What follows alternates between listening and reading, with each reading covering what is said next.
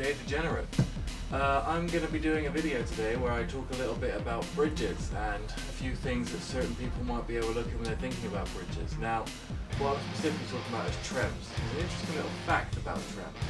Trems are actually whammy bars because trem needs to go really, really fast, and Leo Fender didn't know this when he designed it, because the trills that you get out of whammy bar are actually referred to as trems by Fender because he invented them. But of course he had technology wrong because he wasn't a guitarist, but the guy made some awesome guitars, so we'll let him off on that one. Anyway, now, personally, I don't use whammy bars very much. I don't much feel the need to use them. So when I'm picking guitars, I tend to favour things like on my Ibanez RP7 here, a hardtail bridge, just bolted into the body, it stays in tune, it does the job. But on some occasions I do like to use trems. However, there's certain things that you have to take into account when you're using them, and that's mainly tuning issues. Now everyone knows that a trem can drop the guitar out, especially a vintage trem. And the reason for this is actually quite simple. Now if I get my Yamaha guitar here, this is the Yamaha RTX 121S. The trem is bolted in here, which determines the height of the string, what I'm on about. And this section here, the bottom of the bridge, is not actually attached to the guitar. Now I've actually screwed this in quite tightly at the back, so it's effectively a hardtail, but if you were going to use a trem normally, this would be slightly raised. So as you use the trem, you're pulling the string, you're essentially adjusting the scale length of the tuning and doing a massive string bend all across the guitar. And the springs in the back of the guitar are expected to keep this in tune. So when you let go, the spring pulls back and it's supposed to reset.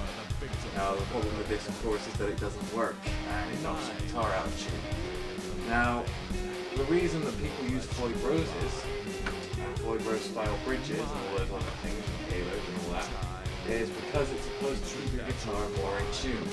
Now the problem with that is I haven't got the patience for it. Basically, when you've got Floyd Rose, if you want to restring your guitar, you've got to loosen the nut, because there's going to be little clamps down the nut, you have to loosen those. Cut the string, unclamp it at the bridge, make sure that you're holding the bridge steady so it doesn't fall into the guitar because it's not actually fixed into the guitar properly. You've got to find something to prop that up with. You've got to cut the ball end off the string, you've got to clamp that in place without over tightening it. You then have to restring it normally, clamp it down the nut. Tune it, you have to tune it up to the machine heads, clamp it down the nut, and then restring it again on the bridge, or retune it on the bridge I should say, my words are not very good, whatever, my brain's doing much. And then you have to tune it, so you have to tune that twice, and if you want to use a heavier gauge string, you've got to open up the back and you've got to adjust the springs to fit, because otherwise it's going to basically yak that bridge clean up the body. So, if that really seems worth it to you, then we disagree. But lots of people like them and that's why they sell so much. Now if I have to use a trem, I like to go for these. These are the kinds of trems that you get on Chapman guitars. And I'm going to get one of these for the Yamaha as soon as I get paid. I'm currently saving to move out, therefore I do not have a lot of money for them to get paid as well. Now how these work is kind of the opposite way around to a vintage trem. They are vintage trems, but they're bolted in up here. And then there's a big block here that rests against the body, and where they're bolted is the section where it's raised. So instead of pulling up this bit, well you do pull that bit up, but when you let go, it doesn't rely on the springs to reset it. The springs pull it back, and then this block is what determines how far back it can go. So essentially there's like a reset point for the strings. Keeps it nice and in tune. So that's a little benefit there. You can also restring them the same way that you restring any kind of vintage trem or a hardtail if it's a through body. And so that's why I think that Wilkinson bridges are really good. I'm not trying to advertise them, but I'm trying to talk about things you need to consider when thinking about your bridge.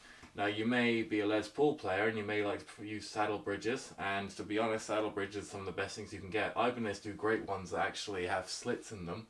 Well, I'll show you.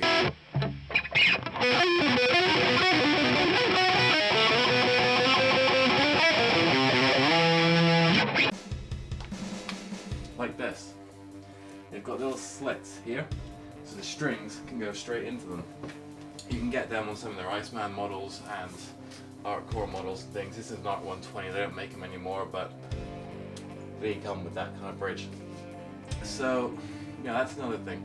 The great thing about these is the kind of tunematic style things that they have. These things will not go out of tune. You obviously won't have trems with them, but you can do bends all day long and they stay in tune. They're fantastic. Some people with the Les Paul style ones like to restring over for the sake of for like tuning stability and sustain and stuff like that. What you'll actually find is if you try and string it upside down and then go around and then lock it into that bit, into the actual bridge itself, then the saddle's probably going to shift a bit and it's not going to stay in tune. Some bridges are designed that way. I've got a BC Rich which has a bridge designed to restring it upside down. It's a bit of a nightmare to restring. It's just save yourself the hassle and then bother with it if you can. But really save yourself the hassle and then bother with floyd rose if you can. Oh I know, Thug Life, you're going to hate me for that. Anyway, yeah, I think I've rambled enough. So that's a few things for you to take into consideration, and hopefully that was helpful.